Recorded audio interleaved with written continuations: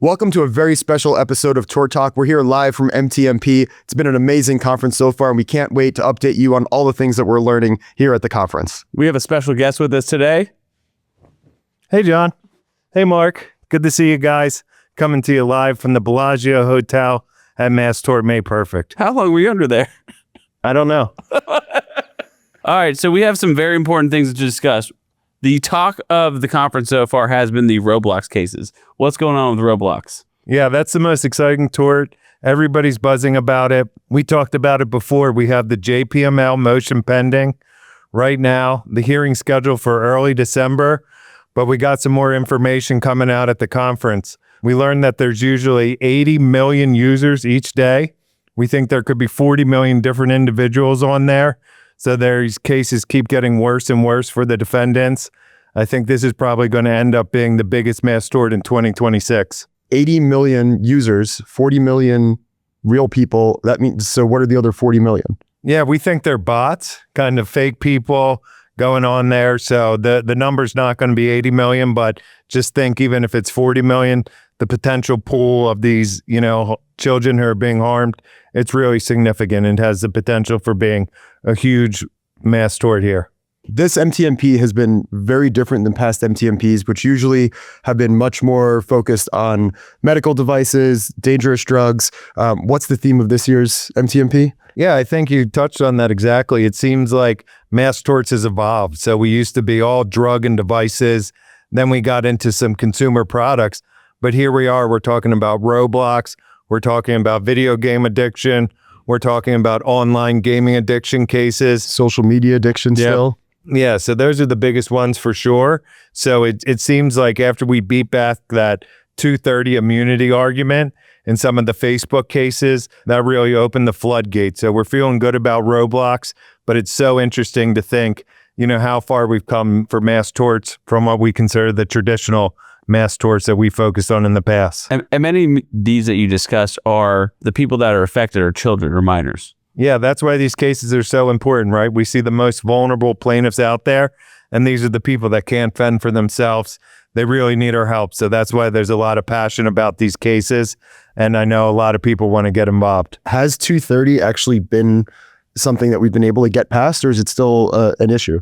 Yeah, so that's an argument that they make in every case. It's a defense. It's almost like that preemption argument we see in every case and the failure to warn. So we've definitely beat that back, and the defendants filed motions to dismiss in a number of the cases, and we're able to overcome that. So we have at least half a dozen decisions out there where we beat that. So we kind of have the roadmap on how to succeed and plead successfully in Roblox, which is going to be the next big one where we face that defense. What are the next steps in the Roblox litigation? Right. So we'll have the oral argument on December 4th before the JPML. Usually we get a decision 1 to 2 weeks after that. I think it will get centralized. Usually looks like right now it's going to California. We'll get that set in December, initial case management conference in January. We usually have a 6-month buildup for the litigation to get going. Leadership form, kind of some protocols in place. So it'll really be the summer till it takes off, but getting it to the judge is the first step. Roblox has just been so popular over the past few weeks. It's like just gotten all this momentum. Everybody's talking about it here. It seems to be the case of the year as we kind of head into the end of 2025. Yeah, exactly. So every mass tort made perfect, there's kind of the belle of the ball. Mm-hmm. And that's the one we've had, right? We've seen 3M earplugs, we've seen Roundup, we've seen hair relaxer. This is the one dominating. Everybody's going to want to be getting involved.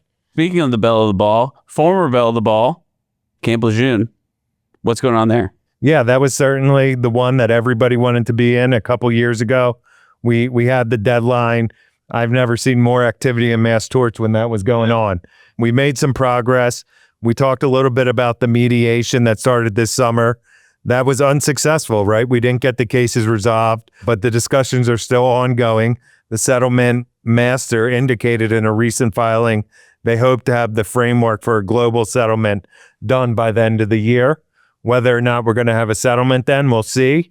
We continue to work up the cases that are going to trial, the bellwether cases, expert briefing's going to be done sometime in November, and we'll have an argument in December. And then we'll either see, is the defendant going to settle the cases before Dahlberts get resolved, or they want to see which cases the judges think are viable to really finalize that matrix. So right now, not thinking we're going to have a settlement in 26, but I know they're spending a lot of time and effort on kind of the front with the mediation and then also the bellwether cases. Because how many cases are filed right now?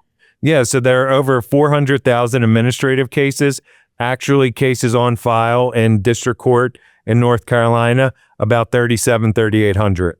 Woo, it's a lot. That's a really big one. You know, we talk about when it gets above 10,000, it's a big mass tort.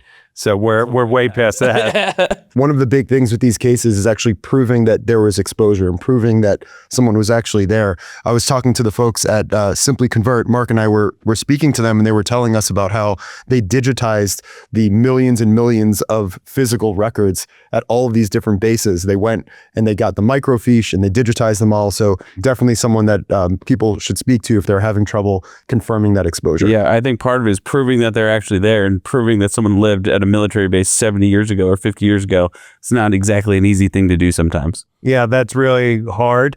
A lot of cases have probably been dropped, but I know there's other cases we're still working to get that proof, you know, that they were there to qualify initially. We got like another day left to go of this conference. I think we got to get back downstairs, finish things up, and then head home. But a bit amazing conference so far, and thanks for joining us. It would have been nice if you told us you were here, but if you like this format where you can continue doing it, the new version of Tort Talk called Pillow Talk, please like and comment, and we will bring this back to you on a regular basis.